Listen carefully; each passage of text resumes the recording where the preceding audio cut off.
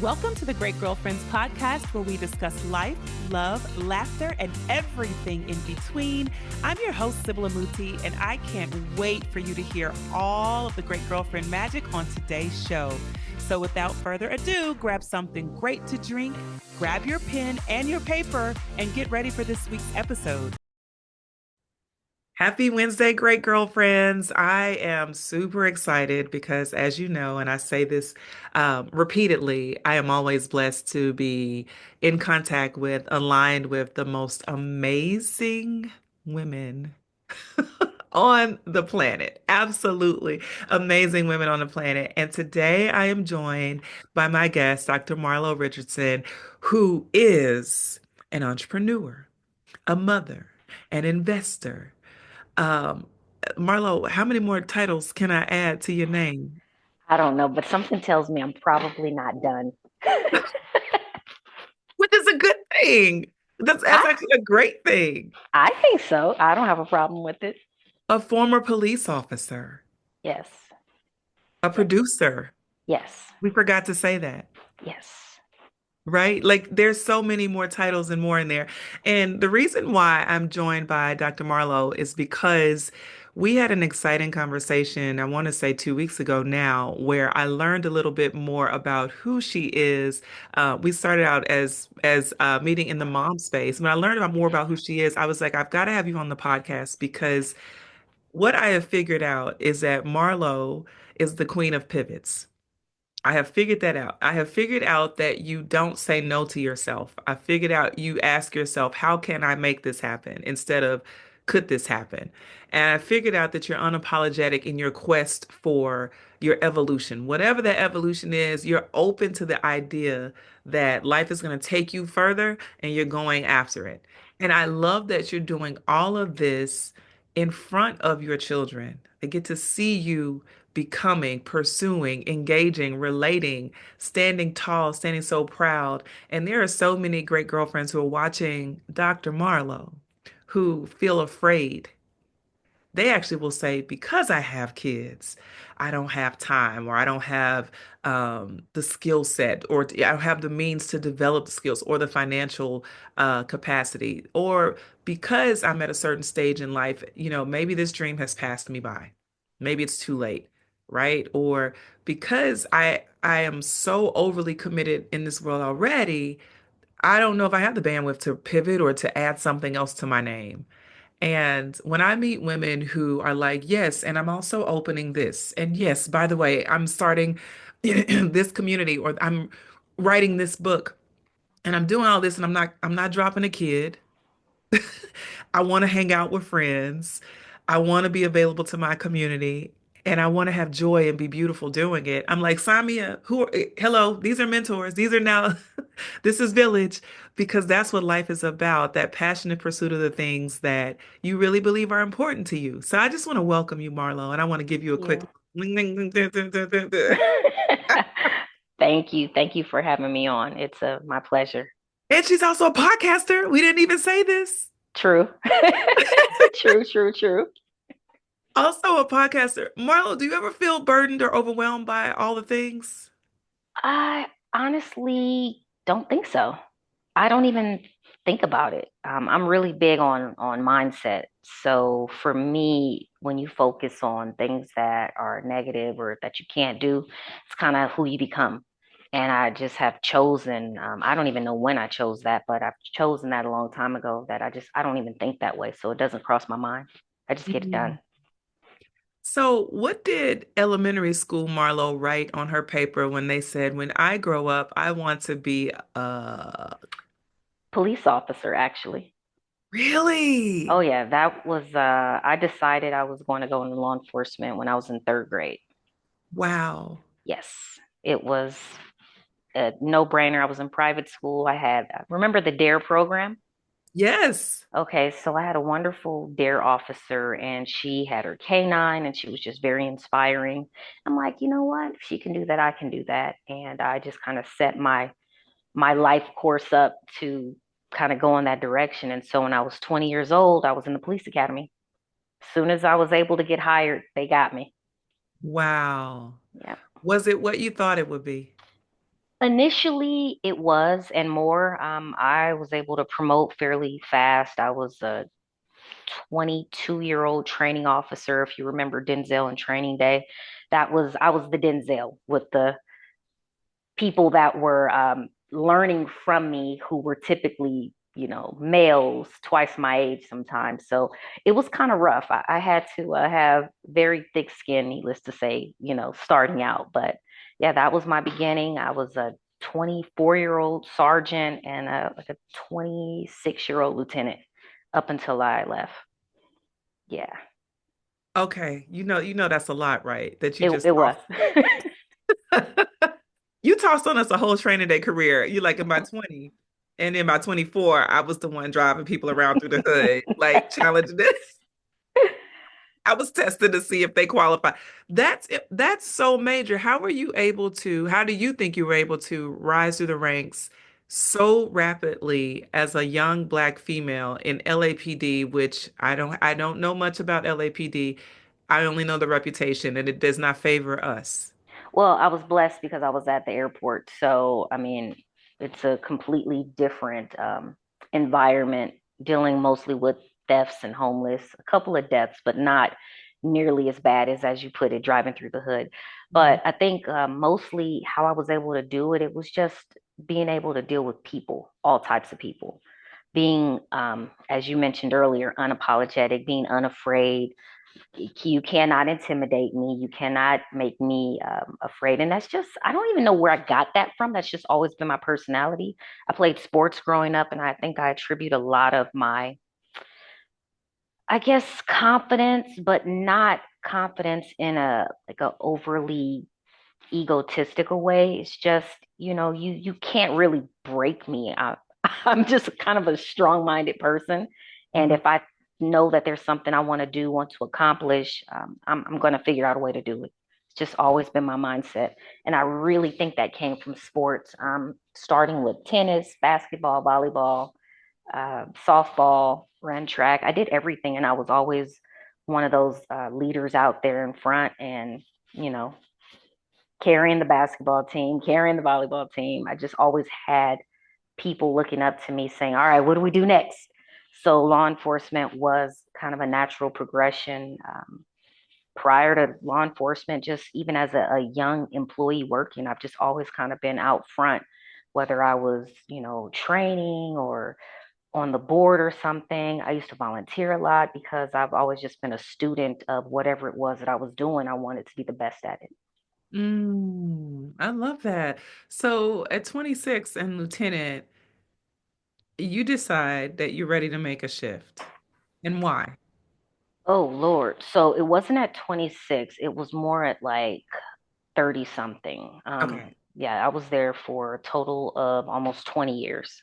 Wow. So a lot of the time I was in law enforcement, I was dibbling dabbling, and you wouldn't know this, but in law enforcement, they don't really like you doing other things. So I got a lot of heat for being an entrepreneur and in law enforcement. And it's kind of unfair, but you used to have to get permission to, like, what they would call to work an off-duty job. And that was primarily created for people that were doing like police work and you're a security guard. But that's a liability. To me, that's, I could understand that. I can't go to work and, be Lieutenant Richardson and then go work security for the Lakers with the Right. same gun, and then I end up shooting someone, and then they're trying to figure out, well, who is she working for? So Mhm. that is one thing. But I was doing things like buying real estate and buying restaurants, and they were trying to give me a hard time, saying, I remember one time, you've probably watched more than enough movies to know what internal affairs is if you Oh, don't know absolutely. officers, personally. But I was in internal affairs a lot for literally just having outside businesses. Wow. Yeah, it was insane. Like, it was really insane. It was so insane to the point where the chief, my boss at the time, started getting annoyed with people coming in his office complaining. I always had a nice car. I dressed nice. I lived by the beach. So people always kind of had this, I'm going to say, envy, because I really don't know what else it could possibly be. Like, how do you just be so angry with someone because Right. they're not relying solely on this one thing in Mhm. order to live the kind of life that they want to live. Mhm. I don't know, but that's what happened to me. And he pulled me aside and was like, these people keep coming to me. And like, I explained kind of like podcast, like I'm talking to him the way I'm talking to you right now. And he's like, wow, I get it. And from that point on, it was kind of a little bit easier, but there was always someone, oh, she can't have a restaurant right there. And it's like, I'm like Captain such and such just had a retirement party. Like this person just had their band play there. Nobody that mattered to me really cared, but it was a lot of angry people that did care. So Mhm. it got to a point where I had to choose. Mhm. And yeah, I made the choice to do my own thing, and it's been pretty good. Mm. So I have a million questions about that. But Mhm. there's something interesting about when you come to that point where there are complaints. You have people that are going to celebrate you, but then you have the complaints, and then you have the people that are questioning. And I tell the great girlfriends community all the time, all of us have an audience, whether or not they're favorable or not. We all Yeah, have an audience. Everyone has someone that's watching and has an opinion about the who, what, when, where, and how of our life or the way that we make choices. And it's our responsibility to not always answer to everything that they say or do, but to just be aware. You have an audience. absolutely, We absolutely, all have an audience. And sometimes they sway in your favor and sometimes they don't. But don't ever think that you don't have people who are observing because they are. So, absolutely. Marlo, how do you, as a lieutenant, um, as someone who's been in law enforcement for 20 years, how do you also buy real estate? Because Marla, you said it like you just reached in your right pocket and just was like, I'm gonna go buy a couple houses here. You said a restaurant. So how? So, one of the things that I learned very early on, when I first got into law enforcement, I was making pretty decent money. It was before 9/11, but there were a lot of things going on. I don't remember what it was, but I was working a lot of overtime. And if you can imagine 20 years ago being, well, hell, over 20 years ago, being like 20 years old and you're making six figures and you have no kids and you're like, well, what do I do? Mhm. So I learned early on that I needed to figure out a way to kind of make my money work for itself so that I didn't always have to work for it. My grandfather, bless his soul, he was very, very good with finances, and he was very instrumental in me purchasing real estate, for example. So how do I do it? How did I do it? Um, Good credit and applying for loans, saving up, enough money for down payment, finding programs that work for you. Even today in 2025, people don't realize this, but there are still programs out there that will let you get a loan for 0% down, 3%. So it is possible. And I think the problem with most people is not knowing. And you don't know what you don't know, but unfortunately, a lot of people just really aren't curious, so they'll never find out because they're not seeking that information. But there are ways to get into real estate if you're not focused on dream home. I've never been focused on a dream home. I've always been focused on real estate kind of as a project, you Mhm. know. Um, my first favorite house, I'll call it my first favorite house. Um, I was thinking at the time this would be like my forever home, and I took my mom with me. She's still like my best friend, and we went to Baldwin Hills, Ladera Heights, and Palos Verdes and Playa del Rey. And I told her, I'm like, I want a view. So every house we were looking at was like at the top of the hill, it's nice view, and they were all about the same. And I remember the one in play, not Playa, and Palos Verdes was my favorite because it had an ocean view. And I'm like, oh, Mhm. I love it. It was so far from work, and then how to get there is like just extremely difficult. So I ended up going with the house in Playa. It Mhm. was the worst house out of all of the ones that we saw, the smallest, but it was up the street from the beach. And so my mom was like, I don't like that house, it's old, it's outdated, da da da da da. So fast forward, I gutted the entire house, made it exactly the way I wanted to. I'm talking from floors to kitchen cabinets, adding islands, adding wine cellars. Like it just incredibly retransformed this house. Turned out to be my mother's favorite house. And how I ended up buying a restaurant was, again, I didn't have a kitchen. So every day after work, I would go to this particular restaurant to eat. And because I was an athlete, I always enjoyed sports and watching sports. So I was sitting there and I'm watching the Olympics at the time. I'm like, man, this is nice. You know, the guy at the front door had like on a nice black suit. It was very upscale but sporty. I'm like, I'm literally watching like sporting events on all of these TVs. He's in a suit. There's white linen napkins. The menu is amazing. And so I asked the guy, I'm like, how'd you get into restaurant ownership? And he told me that this wasn't his restaurant, but that the owner actually wanted to sell.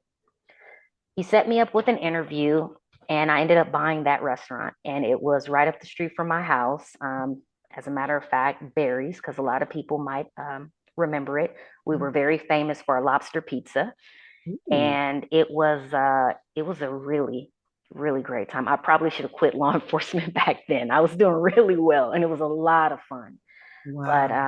again, just the drama, undercover police cars creeping through my parking lot. Like it's just insane stuff happening. Oh, they're But thinking you're a dope dealer on the side, and they're girl, I don't know the keys what through they this were restaurant. thinking. I don't know what they were thinking, Oh but my gosh. So because Marlo, those pursuits, and I want excuse me, outlining this for the listener who's going, law enforcement has nothing to do with real estate, has nothing to do with owning a restaurant.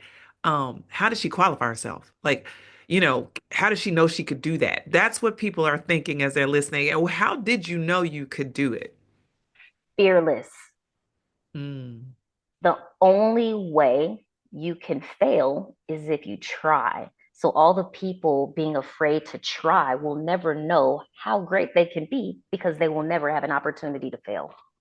absolutely. Absolutely. So when you say you're fearless, I want to, because in that space of fearless comes a lot of opportunities to fear. Yeah, It's, can you afford this? It's, do you have the operational skill set to hold this down? right. Do you even understand the market you're in? Um, do you just, can you, and So yeah, go ahead. when I bought that restaurant, I knew nothing about the restaurant business, Yeah. nothing about food and beverage, nothing about liquor licenses, yet I was applying for one. What I did know is how to entertain people because I Mm, used to always do that. That was my thing, entertaining people.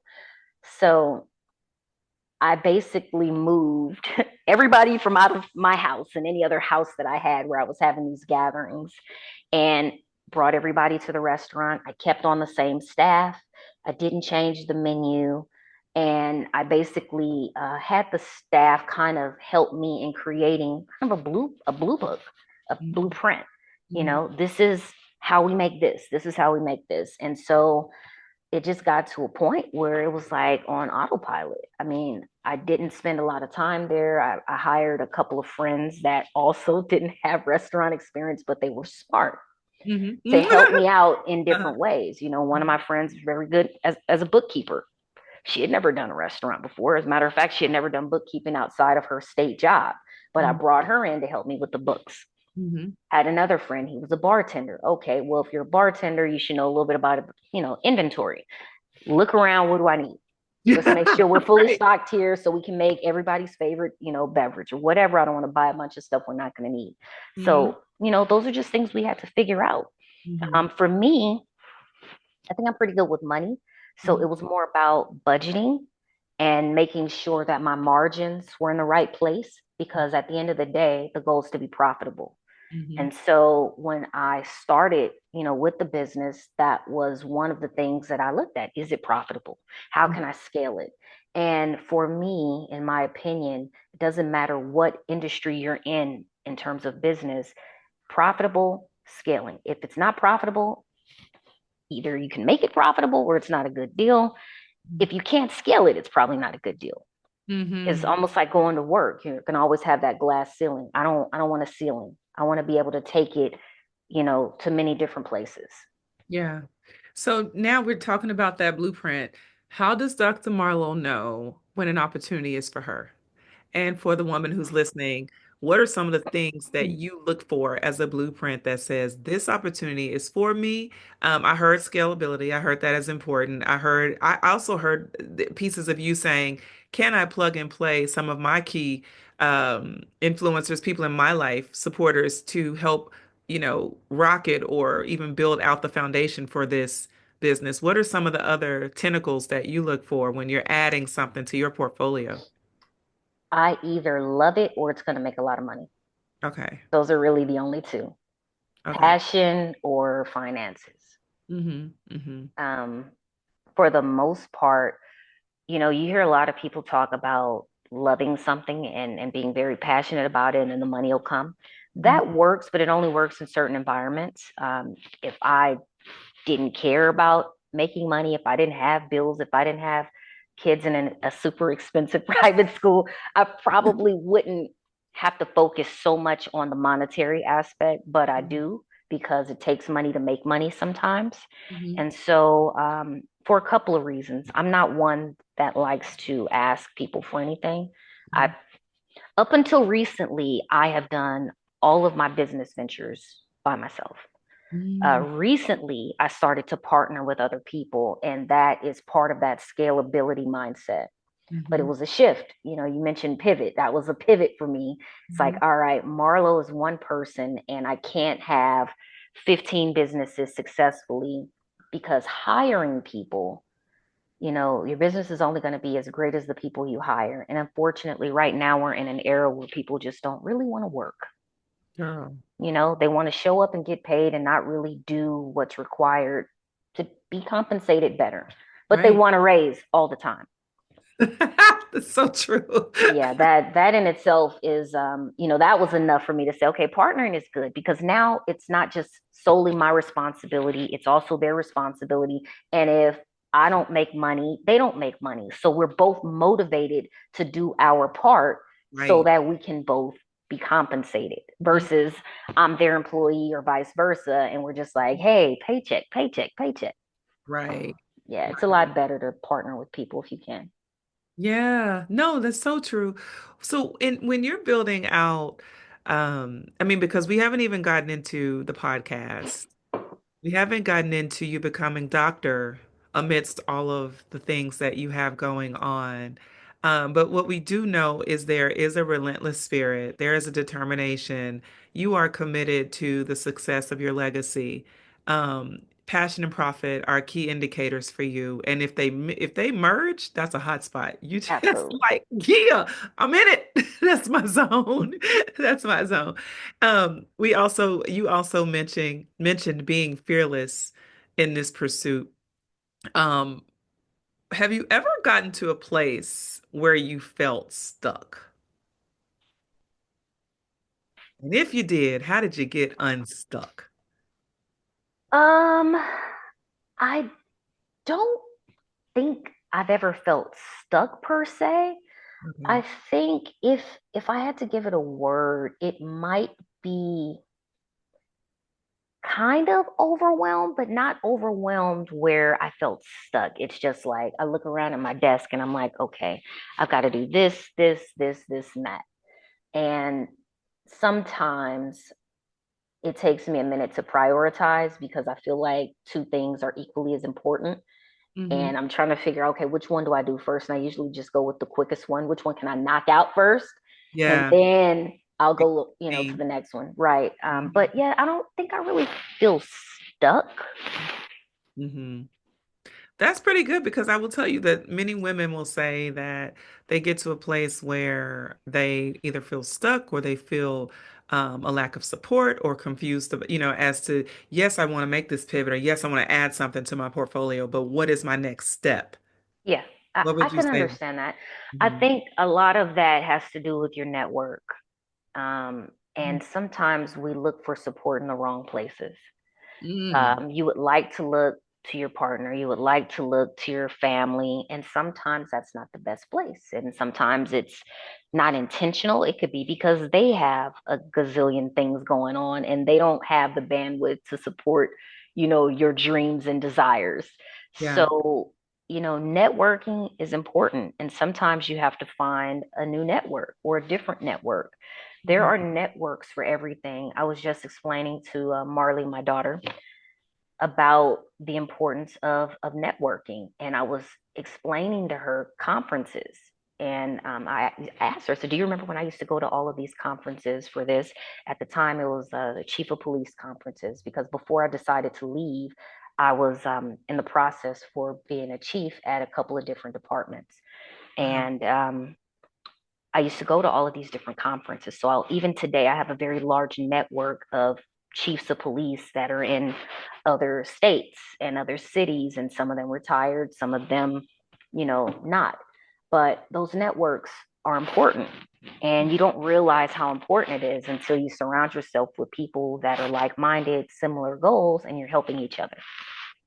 I couldn't agree with that more. I honestly will say, we talk a lot about that in Great Girlfriends about community building, and that's one of my key pillars for winning in life is that you need to have a community that surrounds you. And as you know, moving to LA 4 years ago, we have lots of friends here, but Mhm. community is different. And building relationships, in our school community, our church community, our neighborhood, but then specific to certain disciplines is even more important Yes. because that's where you find people who speak your language, who are on the same page, who have the same interests and very similar outcomes. For us in our school community, which Marlo and I are in the same school community, that's why I'm saying this, but for us in our school community, what I love is that I have met some of the most dynamic women on the planet who are just mission minded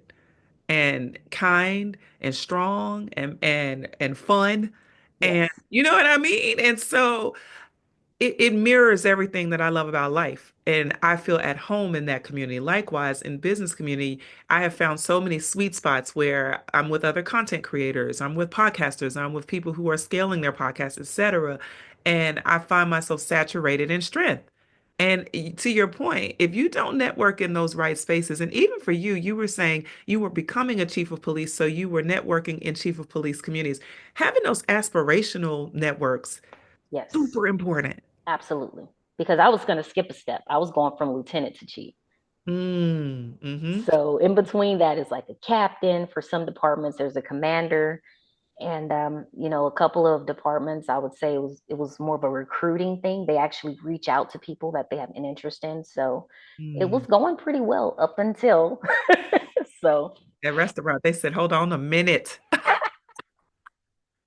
She winning. This is too much. This is too much. yeah. So, okay, I want to make sure I get into keys for building a successful legacy as a woman. I think that there's so much richness in who you are and what you do and how you do it. And I really am just sort of in awe of the way you hold space for yourself. Thank you. That's so important because women don't do that. We hold space for everybody else, but you contain enough space for yourself to possess the ability to go after your dreams, your desires, and then you add to that. Your kids are thriving, your relationships are thriving, you're just in a full space. So, how do you, as a woman, protect and groom your legacy in that way? I think not only do I hold my space, but I hold space for everyone else as well. Mhm. Um, when my daughters have events, I don't miss. And I think the benefit of that is being able to kind of do my own thing. My schedule is what I make it. Yeah. I don't schedule things when I know we have volleyball games. I don't schedule things when I know this one has a Valentine's Day party at her school and I'm supposed to bring strawberries. Um, when someone wants to go to dinner with the whole family, I make sure that there's time for that. I think I just schedule everything around everyone else, but making sure that I have enough time for myself. Mm-hmm. Mm-hmm. So for the mother who's like, time, what is that? What would you say to her? I would say, a lot of it, and not to accuse anyone of being undisciplined, but a lot of it is discipline. If There I it is. say we're going to eat at 5, we're going to eat at 5. And I want everybody down here at 5, you Mm-hmm. know, make your own plate, but we're going to eat at 5. Mm-hmm. And I think just making sure that those times are carved out, however the family dynamics are. But I think, 24 hours a day is a lot. There's a lot of very successful entrepreneurs that talk about, the people that sleep in. And I would have to say, I agree. I was up at 4 o'clock this morning. That's just how my body works. Mm-hmm. I'm up at 4 and I'm usually doing some sort of work, whether I'm reading or creating a graphic for something I'm promoting, or, responding to messages, or writing a blog, or proofreading a script, or it's just, there's always something that needs to be done. And so if I'm up at 4 o'clock in the morning, I'm not just going to stare at the ceiling. Like, Yeah. there's things that need to be done. So I get up and I do those things. So for Mm-hmm. me, it's just my downtime that I enjoy is hanging out with like you guys, you know. I Mm-hmm. don't, if it's 10 o'clock, all right, it's okay. I'll be there.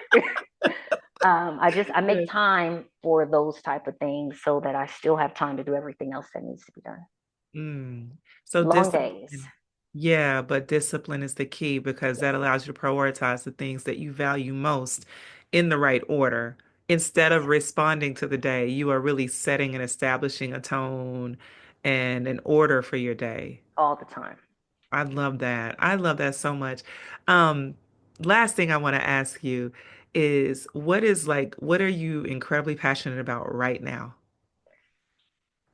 Ah, so right now, I am working on a project, a film project, actually.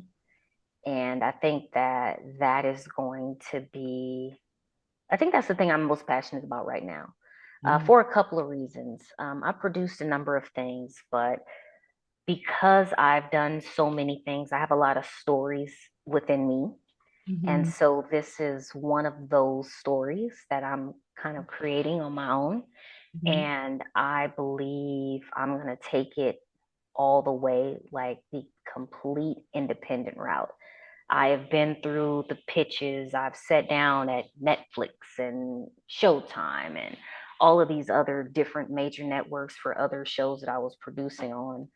And I know the challenges. I know no matter how great a script is, you could have the best writer in the world write it. They're going to have some notes and they're going to want to make a change. And, there's always going to be something.